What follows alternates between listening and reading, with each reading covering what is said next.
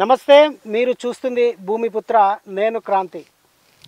ప్రస్తుతం మనం ఇక్కడ ఒక మామిడి తోటలో ఉన్న మామిడి తోట ప్లాంటేషన్ జరుగుతుంది. ఇప్పుడు మామిడి మొక్కల ప్లాంటేషన్ జరుగుతుంది.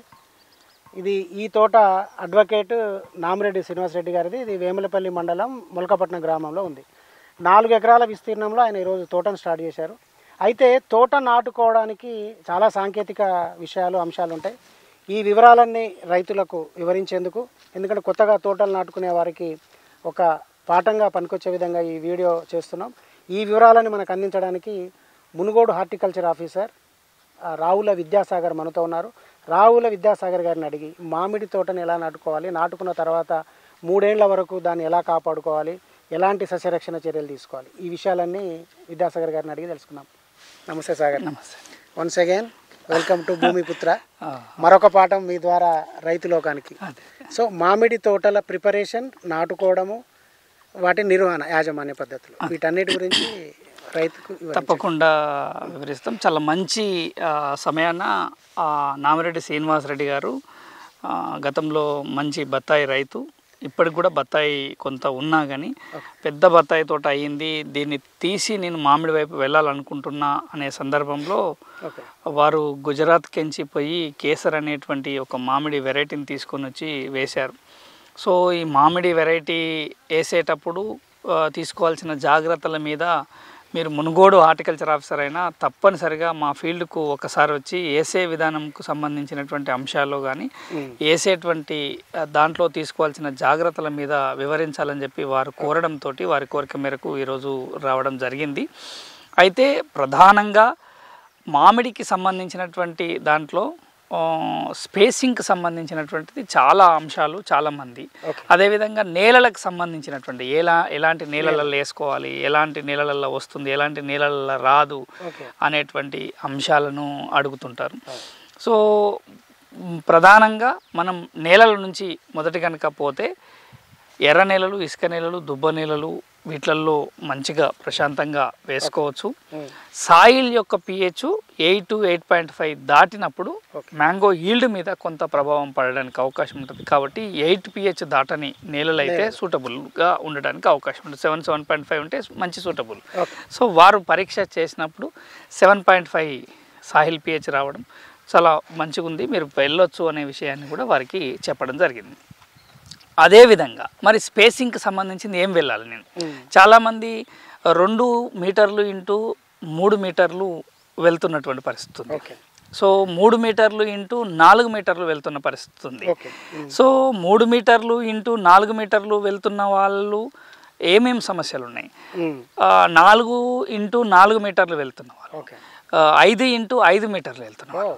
సో 5 కంటే ఎక్కువ పెట్టుకున్నప్పుడు జరిగినప్పుడు ఏంటంటే అది ఓల్డ్ స్పేసింగ్కి సంబంధించిన పరిస్థితి వస్తుంది. నేను ఐడియల్ స్పేసింగ్ ఏంటి, సో నేను అడ్వకేట్ను, సో నేను చూసుకోవాలి, కొంచెం తక్కువ టైం ఇచ్చే పరిస్థితి ఉన్నా యావరేజ్గా నాకు జరగాలి అని అనుకున్నప్పుడు తను 5 ఇంటూ 5 మీటర్లు అంటే 15 ఫీట్లు ఇంటూ 15 ఫీట్లకు సంబంధించింది పోయిండు.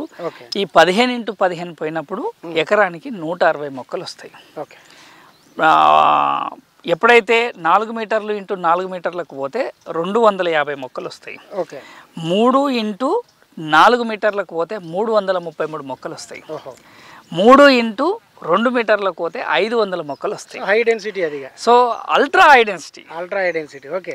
ఇక అంటే ఈవెన్ దో ట్రాక్టర్ పోవడానికి కానీ ఆపరేషన్ మేనేజ్మెంట్కి కానీ స్పేస్ ఉండేటువంటి పరిస్థితి ఉండదు.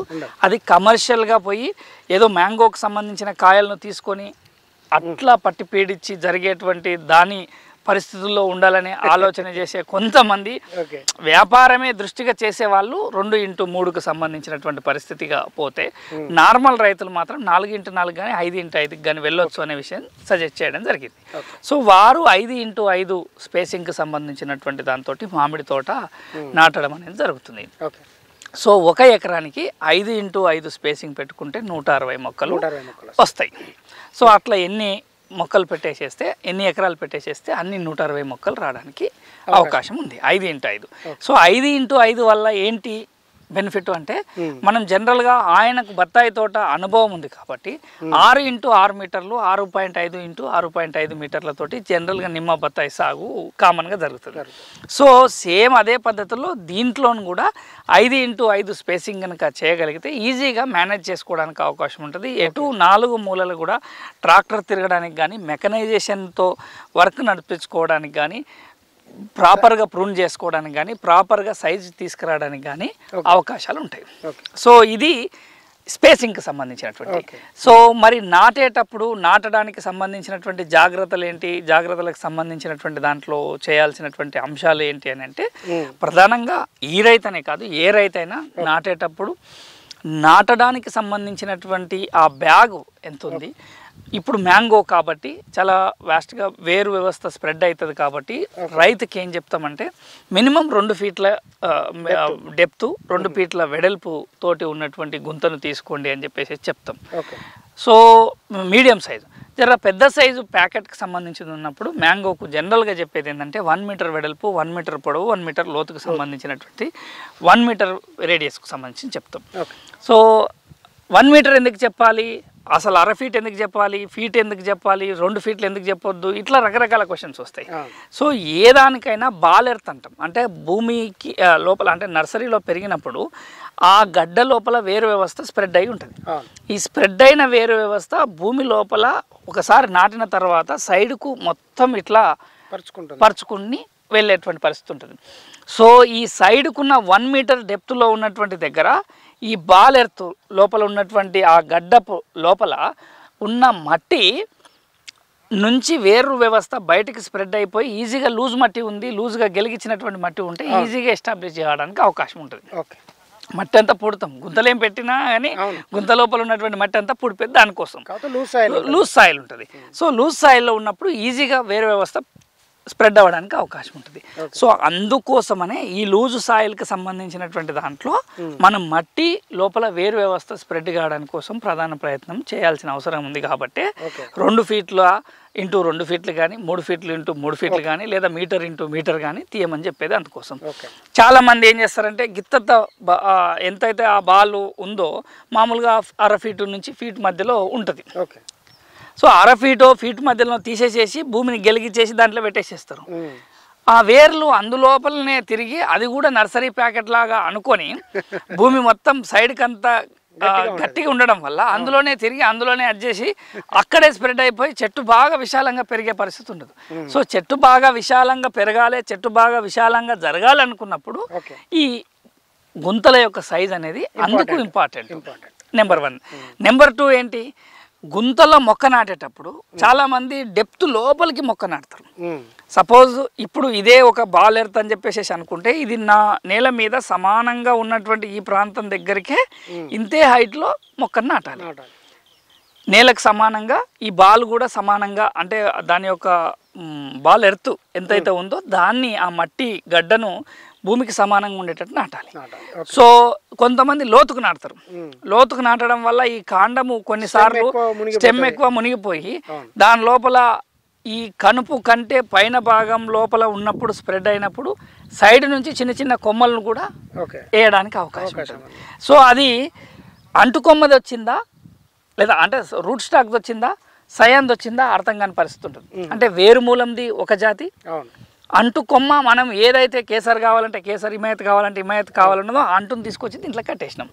ఈ కట్టిన అంటుకు సంబంధించిన మొక్క వచ్చిందా ఈ మొక్క వచ్చిందా అనేది రైతు గుర్తుపట్టడం రైతుకు సంబంధించినటువంటి దాంట్లో ఇబ్బంది అవుతుంది. సో దీని ప్రకారంగా చేస్తే అక్కడ ఎక్కడైతే అంటుందో అంటు పై భాగంలో వచ్చిన కొమ్మలను ఎంకరేజ్ చేస్తూ అంటు కింది భాగంలో వచ్చినటువంటి కొమ్మలను తీసేసేయాలి. అట్లా చేయనప్పుడు మొత్తం మట్టినంతా పూడిపించినప్పుడు ఈ అంటుది వచ్చిందా ఈ దాని వచ్చిందా అనేది ఐడెంటిఫికేషన్ అనేది చెల్లదు. అంటు కట్టేటప్పుడు కూడా దీని నర్సరీ ప్యాకెట్లో పెట్టినప్పుడు వేరుమూలాన్ని పెట్టి భూమి పైకి ఒక 25 సెంటీమీటర్లు 30 సెంటీమీటర్ల రేడియస్లో ఉన్నటువంటి కొమ్మను తీసుకొని దానికి అంటు కడతారు కాబట్టి స్పెసిఫిక్గా అక్కడ మెన్షన్ అయ్యి ఉంటుంది. సో దాని మూలంగా మనం లోతు నాటడానికి లేదు. అట్లాంటిది కాకుండా చాలామంది భూమి కంటే పైన గడ్డ పెట్టేసేసి ఇట్లా నాటుతారు. నాటినప్పుడు ఏమవుతుంది, ఈ సైడ్కున్న వేర్లు ఒక బయటికి ఎయిర్కు ఎక్స్పోజ్ అవుతాయి. గాలికి ఎక్స్పోజ్ అయినప్పుడు ఈడ నీటి తేమ ఇదంతా జరగకుండా దానికి వచ్చేసేసి ఒక షాక్ లాగా గురవుతుంది. షాక్ లాగా గురైనప్పుడు ఈ మొక్క యొక్క వేర్లు మొత్తం షాకు గురైనప్పుడు మొక్క ఆకులన్నీ ఎండిపోయి పూర్తిగా పాలిపోయి ఎండిపోయి రాలిపోయే పరిస్థితి వస్తుంది. సో ఎండిపోతున్నాయి చెట్లు అనే పరిస్థితి రైతు అన్నప్పుడు నాకు ఎండిపోవడానికి కారణం ఏంటంటే ఆల్రెడీ ఈ గడ్డను పైకి తీసేసేసి చేసిన. ఇంకా కొంతమంది చేసే ప్రధానమైన పొరపాటు ఏంటంటే కవర్ల నుంచి మట్టి తీసిన కవర్ను తీసిన వెంటనే భూమి లోపల పెట్టేసేయాలి. అట్లా పెట్టకుండా ఒక గంట సేపో 2 గంటల సేపో అట్లా కవర్ల నుంచి మట్టిని తీసేసేసి ఆడబెట్టేసేసి పోతా ఉంటారు. ఈ లోపు గాలి అంతా తాకేసేసి స్ప్రెడ్ అయిపోయి దాంట్లో గుంటలో పెట్టే ముందే కవర్ తీసేయాలి. సో అది తేమ ఆరిపోయి అక్కడ కూడా మొక్క చచ్చిపోయే ప్రమాదం ఉంటుంది. సో నాటేటప్పుడు లోతు కరెక్ట్ ఉందా లేదా అనేది చూసుకోవడం. రెండోది లైన్ మార్కింగ్. చాలా మంది ఏం చేస్తారంటే ఇది ఒకటి పక్క పోతుంది, అదొక పక్క పోతుంది, స్ట్రైట్ లైన్ ఒకటి రాదు. మొక్క నాటేటప్పుడు గుంటలో ఏమైనా ఎరువులు వేసుకోవాలి? గుంటల ఎరువులు వేసుకునే దగ్గర ఖచ్చితంగా ఒక బస్తా లేదా ఒక గమేలా లేక ఒక గంప పశువుల ఎరువు, కోళ్ళ ఎరువో లేకపోతే గొర్రెల ఎరువో ఏదో ఒక దాన్ని ఆర్గానిక్ కంపోజిషన్ అంటే సేంద్రియ కర్బనాన్ని కావాల్సినటువంటి మోతాదులో అందియడం కోసం ఉన్నటువంటి ఒక గంప ఎరువును తప్పనిసరిగా వేసుకోవాలి. దీంతో పాటు మనకు క్లోరోపైరిపాస్ డస్ట్ కానీ పాలిడాల్ డస్ట్ కానీ ఏదన్నా ఒక డస్ట్ని వేసుకున్నప్పుడు దాంట్ లోపల చెదలు ఇట్లాంటివి రాకుండా ఉండడం కోసం నివారించడానికి అది పనిచేస్తుంది. సో ఆ డస్టు ఎంత వేయాలి అంటే ఒక గుంతకు ఒక 10 గ్రాముల నుంచి 20 గ్రాముల వరకు వేసుకోవాలి. దీంతో పాటు వీలైతే సింగిల్ సూపర్ ఫాస్ఫేట్ కానీ డిఏపి కానీ దొరుకుతుంది. ఒక్కొక్క గుంతకు 200 నుంచి 300 గ్రాముల వరకు సూపర్ను వేసుకొని దాని యొక్క కింద వేయడం వల్ల మొదటి దశలో ఎవరిని అడిగినా ఏం చెప్తారంటే భాస్వరంకు సంబంధించిన ఎరువులు కావాలి అని చెప్తారు. భాస్వరం ఏం చేస్తుందంటే వేరు వ్యవస్థ స్థిరీకరణ కోసం పనిచేస్తుంది. ఎన్పికే ప్రధాన మూలకాలలో భాస్వరం వేరు వ్యవస్థ స్థిరీకరణ కోసం పనిచేస్తుంది కాబట్టి అందుకోసమే ఇక్కడ సింగిల్ సూపర్ ఫాస్ఫేట్ అనేటువంటి ఒక భాస్వరంకు సంబంధించిన ఎరువును దీంట్లో ఇయ్యాలి, ఈ రకంగా ఇస్తే బాగుంటుంది అనేటువంటి విషయాన్ని దానికోసం చెప్పి దానికి ఎంకరేజ్ చేసే పరిస్థితి చేస్తారు. సో తద్వారా ఏమవుతుంది అంటే వేరు వ్యవస్థ ఈజీగా స్ప్రెడ్ కావడానికి అవకాశం ఉంటుంది. సో ఇవి వేసుకోలేదు, ఇవే వేసుకోకుండా బతాయి. 100% బతాయి. ఎందుకంటే భూమి లోపల ఆల్రెడీ దానికి సంబంధించిన పోషకాల గుణం ఉంటుంది. ఆల్రెడీ బత్తాయి లాంటి తోట వేసుకున్న అడుగులో ఎన్నో రకాల ఎరువులు వేసి ఉంటాం. దాన్ని పల్వరైజ్ చేసి దాని ప్రకారంగా అందుబాటులో ఉన్నాయా లేవా అనేది చూసుకోవాల్సినటువంటి అంశం. ఇది దాంట్లోపల వేసుకునేటువంటి ఎరువులు. లైనింగ్కి సంబంధించింది అంటే మార్కింగే బిఫోరు భూమి చదును చేసుకొని క్లీన్ చేసుకొని ఎక్కడికక్కడ ఎలాంటి గడ్డలు ఎత్తు తగ్గులు లేకుండా ఒక స్ట్రైట్ లైన్కి సంబంధించి చూసుకోవాలి. ఒక మార్కింగ్కి సంబంధించిన తాడు కానీ టేప్ కానీ తీసుకున్నప్పుడు 5 మీటర్లు ఇంటూ 5 మీటర్లు లేదా 4 మీటర్లు ఇంటూ 4 మీటర్ల పద్ధతుల్లో కనుక చేసుకున్నప్పుడు ఆ 4 మీటర్లకు సంబంధించినటువంటి దాంట్లో లైన్ ఏడుందనేది దానికి ఒక టేప్ చుట్టుకొని లేదా ఒక తాడు లాంటి దారాన్ని కట్టుకొని మార్క్ చేసుకొని ఒక స్ట్రైట్ లైన్ గీసుకొని ఆ స్ట్రైట్ లైన్ గీసుకునే ప్రయత్నానికి స్ట్రైట్ లైన్ చూసుకొని పెట్టుకోవాలి. ఆ స్ట్రైట్ లైన్ ఎట్లా వస్తుంది? ఇక్కడ మ్యాథ్స్ అవసరం పడుతుంది. అంటే పైథాగరస్ సిద్ధాంతం అని చెప్పేసి అంటాం. సో పైథాగరస్ సిద్ధాంతం ఏం చెప్తుంది అంటే 3 × 4 × 5 అని చెప్పేసి చెప్తాం. 3 square plus 4 square = 5 square. So 3 మీటర్లకు సంబంధించిన బేస్ లైను, 4 మీటర్లకు సంబంధించిన హైట్ లైను, 5 మీటర్లకు సంబంధించినటువంటి స్ట్రైట్ లైన్. ఒక త్రికోణ ఆకృతిలో కనుక ఉన్నప్పుడు భూమి ఎట్లా ఉండని ఒక దగ్గర లైన్ తీసుకునేటప్పుడు బేస్ ఒక 3 మీటర్లు, అడ్డం ఒక 4 మీటర్లు, కర్ణం ఒక 5 మీటర్లు తీసుకున్నప్పుడు ఒక సమాంతరమైనటువంటి స్పేసింగ్ అనేది వస్తుంది. ఎట్లా సమాంతరంగా వస్తుంది అని అంటే 3 + 3 స్క్వేర్ అంటే 9, 4 అంటే 16, 4 స్క్వేర్ అంటే 16, 5 స్క్వేర్ అంటే 25. సో ఇటు 4 మీటర్లు, ఇటు 3 మీటర్లు, ఇటు 5 మీటర్లు కనుక కార్నర్ చేసుకుంటే ఒక త్రికోణాకృతిలో సమానంగా ఒక లైన్ అనేది వస్తుంది. ఆ బేస్ లైన్ మీద వేసుకున్నాక అది ఒక స్ట్రైట్ లైన్గా డివైడ్ చేసుకొని దాన్ని ఖాయం చేసుకున్న బేస్ లైన్ ఖాయం చేసుకొని ఆ ఖాయం చేసుకున్న లైన్ తోటి మనకి 4 మీటర్ల 5 మీటర్ల 6 మీటర్ల 3 మీటర్ల 2 మీటర్ల అనేది ఒక లైన్ చేసుకొని ఒక త్రిభుజం లాగా ఒక లైన్స్ను చేయాలి. ఒక బేస్ లైన్ ఉంటుంది, దానికి పార్షియల్ లైన్ ఒకటి చూసుకొని మొత్తం చేసినట్టయితే ఎటు చూసినా ఒక స్క్వేర్ షేప్లో కనిపిస్తుంది. సో అది మార్కింగ్ సంబంధించినటువంటి సిస్టమ్. ఇక మార్కింగ్ చేసినప్పుడే డ్రిప్ లైన్ కూడా మనం మార్కింగ్ చేసుకోవాల్సి వస్తుంది. డ్రిప్ లైన్ మార్కింగ్ ఎట్లా చేయాలి అని అంటే దాని యొక్క బోర్ యొక్క కెపాసిటీని బట్టి. సో ఏ డ్రిప్ లైన్ అయినా ఒక 40 మీటర్ల నుంచి 35 మీటర్ల నుంచి 40 మీటర్లు లేదా 45 మీటర్లు వరకు బోర్ యొక్క ప్రెషర్ ఎక్కువ ఉంటే 50 మీటర్ల వరకు లాగగలుగుతుంది. సేమ్ డెలివరీ ఇవ్వడానికి అవకాశం ఉంటుంది ప్రెషర్ను బట్టి. సో డ్రిప్ లైను ఎటు అయినా సరే సమాంతరంగా ఇటు 40 మీటర్లు మ్యాక్సిమం, ఇటు 40 మీటర్లు మ్యాక్సిమం. ఈ మెయిన్లా మనకు గేట్ వాల్స్కు సంబంధించినటువంటిది. ఫ్లష్ వాల్వ్ అంటే ఏ గేట్ వాల్వ్ ఉంటుందో దాని వెనకాల లోపల ఫ్లష్ వాల్వ్ ఉంటుంది. ఆ ఫ్లష్ వాల్వ్ లోపల ఇందులోపల ఉన్న చెత్త చెదారం ఏదైనా ఉన్నప్పుడు డ్రిప్ ద్వారా క్లీన్ కావడానికి అవకాశం ఉంటుంది. సో ఈ లైన్ క్లియర్ చేసుకోవడం అనేది మనం ప్రధానంగా చూసుకుంటూ దాన్ని సెట్ చేసుకోవాలి.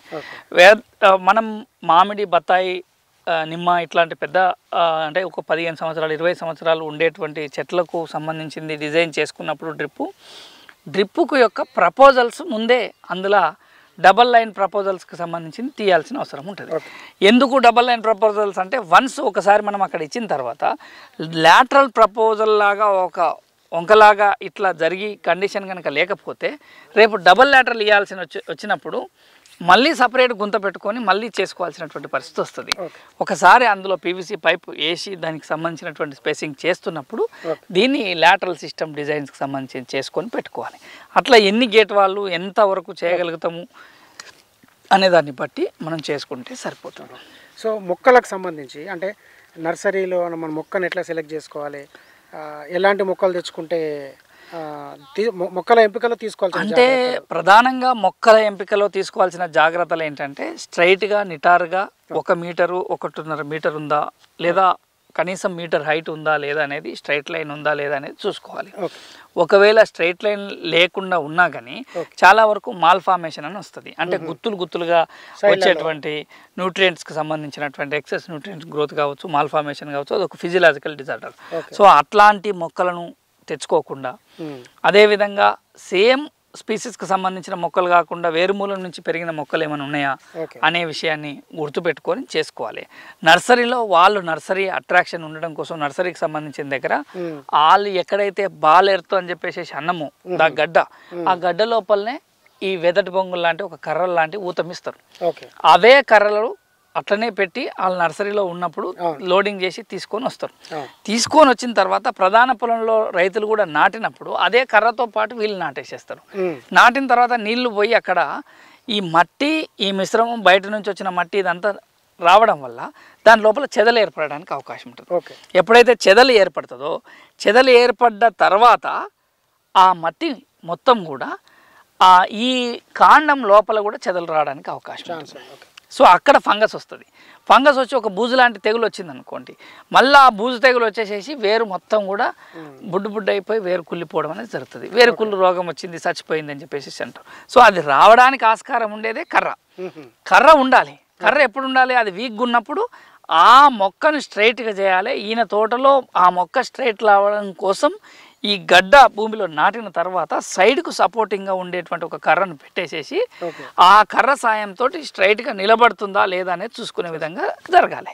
1 మీటరు లేదా 1.5 మీటర్స్ వరకు ఎత్తు పెరిగిన తర్వాత ఈ పెరిగిన మొక్కకు సంబంధించినటువంటి దానికి అప్పుడు ప్రూనింగ్ విధానం. సో ట్రైనింగ్ చేసినాం, ప్రాపర్ ట్రైన్ చేసినాం తర్వాత ప్రూనింగ్ చేస్తా. సో 6 నెలలకు ఒకసారి 4 నెలలకు ఒకసారి అట్లా, అంటే మొక్క ఎదుగుదలను బట్టి, అంటే నేలల స్వభావాన్ని బట్టి 4 నెలలకే పెరిగింది అనుకోండి, ఎవ్రీ 4 మంత్స్ 5 మంత్స్కి ఒకసారి కట్ చేసుకుంటే, సంవత్సరంలో కనీసం 2 సార్లు కట్ చేసుకుంటే ప్రాపర్ షేప్లో ప్రూన్ అవుతుంది. అప్పుడే ఐడెంటిటీలో ప్రూనింగ్ ఉన్నప్పుడే, బ్రాంచెస్ ఎక్కువ వచ్చినప్పుడే ఆ బ్రాంచెస్ను బట్టే మనకు అధిక దిగుబడి రావడానికి అవకాశం ఉంటుంది. సో ఈ బ్రాంచ్లు లేకుండా, బ్రాంచ్కి సంబంధించింది డెవలప్ లేకుండా మొత్తమే అట్లనే నర్సరీలో నుంచే పెరిగినట్టు పెరిగేసేసి వదిలేసేస్తాం. ఓకే. సో బ్రాంచెస్ సిస్టమ్ ఒకటే విధంగా సైడ్కి పోయే బ్రాంచ్ సైడ్కే పెరుగుతుంది, యువతలకు పోయే బ్రాంచ్ యువతలకే పెరిగింది అనుకో. ఓకే. సో దీన్ని ప్రాపర్ ట్రైన్ చేసే టైంలో షేప్ చేయకపోతే ఆ షేప్కు సంబంధించినటువంటి విధానం ప్రాపర్గా రాదు. మొక్క తీసుకున్నప్పుడు మొక్కను చింపేటప్పుడు ఇలా మడతలు ఉంటాయి, 1 2 3. ఈ మడతలు ఏడున్నాయో చూసుకొని ఆ మడతల దగ్గరనే ఒక సెంటర్ పాయింట్ను ఖాయం చేసుకొని కింద పట్టుకో. ఈ సెంటర్ పాయింట్ను ఖాయం చేసుకొని దీన్ని చింపాలి. చింపినప్పుడు ఇలా స్మూత్గా వస్తుంది. ఈ వచ్చిన దాన్ని అవతల పక్క నుంచి ఉన్నటువంటి కవర్ను తీసేసేసి దీని వేరు వ్యవస్థ మొత్తం ఈ కవర్ను కింద పట్టుకో. ఈ కవరు భూమి లోపల చాలాసార్లు ఉండే ప్రమాదం ఉంది. సో ఇది భూమిలో ఉంటే వేరు వ్యవస్థ కిందికి స్ప్రెడ్ అయిపోయే పరిస్థితి లేదు. సో వీటన్నింటినీ తీసేసేసి ఒక దగ్గర జాగ్రత్తగా వేసుకున్న తర్వాత ఇక్కడ ఒక ప్లస్ ఆకారంలో ఉన్నటువంటి ఈ భాగం ఎక్కడైతే వస్తుందో దాన్ని సెంటర్ పాయింట్గా చూసుకొని అక్కడ ఈ మొక్కను పెట్టుకోవాలి. జాగ్రత్తగా. సో ఇక్కడ ఈ వేర్లు బయటకు స్ప్రెడ్ అవ్వడానికి ఒక లూజ్ సాయిల్ అవసరం పడుతుంది. ఈ వేర్లు వ్యవస్థ భూమి లోపలికి స్ప్రెడ్ అవుతుంది. రైట్.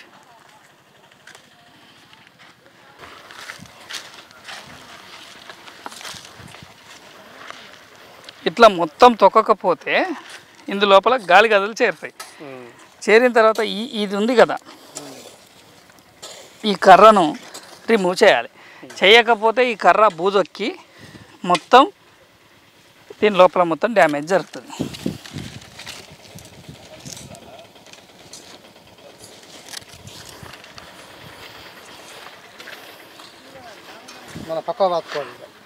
మనం పక్కకు వాచుకోవాలి.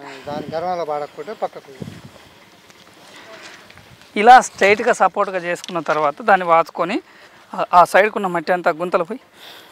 సో అంటే మొక్కని ఈరోజు నాటినాము. నాటిన తర్వాత ఎన్ని రోజుల వరకు, అంటే ఒక 2 నెలలు టైం తీసుకుందాం మనం, ఒక టైం పీరియడ్. అంటే అది మొక్క స్థిరీకరించే వరకు, అంటే నిలబడి బతికి సో పైకి లేసే వరకు అంటే తీసుకోవాల్సిన ప్రత్యేక జాగ్రత్తలు ఉంటాయా? అంటే ప్రధానంగా మీరు అడిగింది చాలా మంచి క్వశ్చను. నేను ఒక దగ్గరికి వచ్చిన కనీసం 1 week to 10 days settlement time పడుతుంది.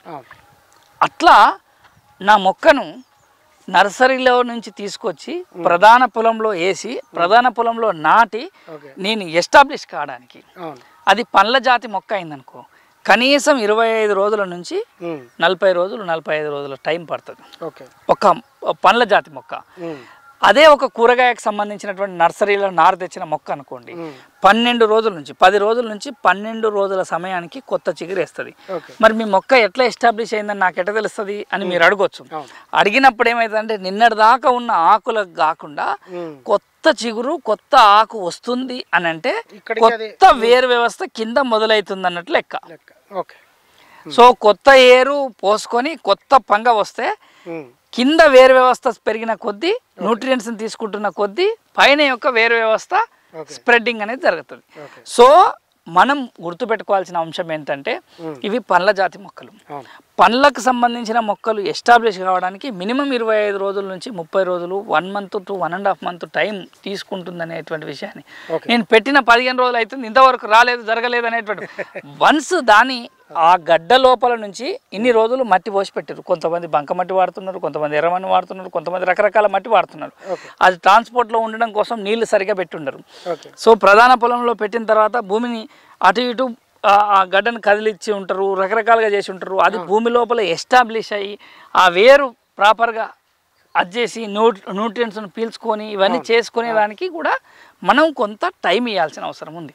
సో అది కాకుండా ఇట్లా చేసుకోవడం ద్వారా అంటే అది కాకుండా ఇట్లా చేసుకోవడం అంటే నేను ఏదో న్యూట్రియంట్స్ని పోసినా తీసుకొచ్చి పోసినా ఇంకోటి చేసినా అని అంటే నువ్వు ఎన్ని పోసినా అది ఎంత తీసుకోవాలో అంతే తీసుకుంటుంది.